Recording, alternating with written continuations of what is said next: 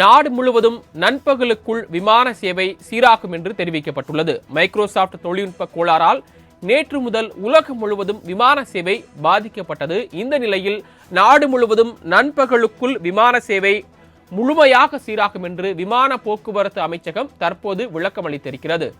Microsoft தொழில்நுட்ப கோளாறால் நேற்று முதல் உலகம் முழுவதும் விமான சேவை பாதிக்கப்பட்ட நிலையில் நாடு முழுவதும் நண்பகலுக்குள் விமான சேவை முழுமையாக சீராகும் என்று தெரிவிக்கப்பட்டுள்ளது. கூடுதல் விவரங்களை வழங்குவதற்காக செய்தியாளர் நந்தினி இணைப்பில் காத்திருக்கிறார். நந்தினி, மேலும் விவரங்களை பதிவு பண்ணலாம்.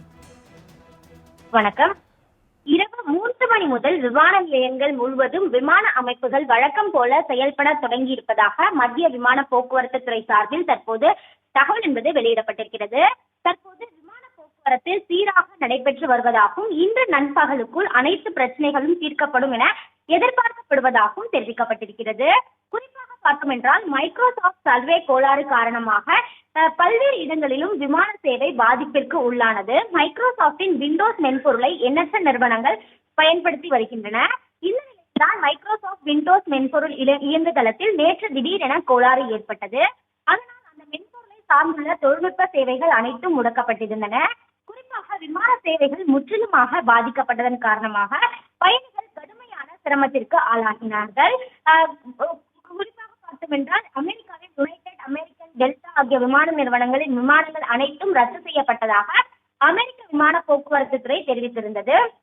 இந்தியாவிலும் அதன் பாதிப்பு அதிகமாகவே இருந்தது. குறிப்பாக விமான சேவைகள் கடுமையாக பாதிக்கப்பட்டன.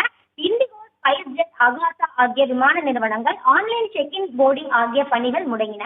இதனால் சேவைகள் கைகளால் மேற்கொள்ளப்பட்டன. இதன் காரணமாக பல்வேறு பயணிகளும் கடுமையான சிரமத்திற்கு ஆளாகினதோடு விமானங்கள் இயக்குவதற்கான கால தாமதமும் ஏற்பட்டது. இந்த நிலையில்தான் இரவு 3 மணி முதல் விமான நிலையங்கள் முழுவதுமாக வழக்கம் போல செயல்பட தொடங்கியிருப்பதாகவும் விமான போக்குவரத்து சீராக நடைபெற்று வருவதாகவும் மத்திய விமான போக்குவரத்து துறை சார்பில் தெரிவிக்கப்பட்டிருக்கிறது.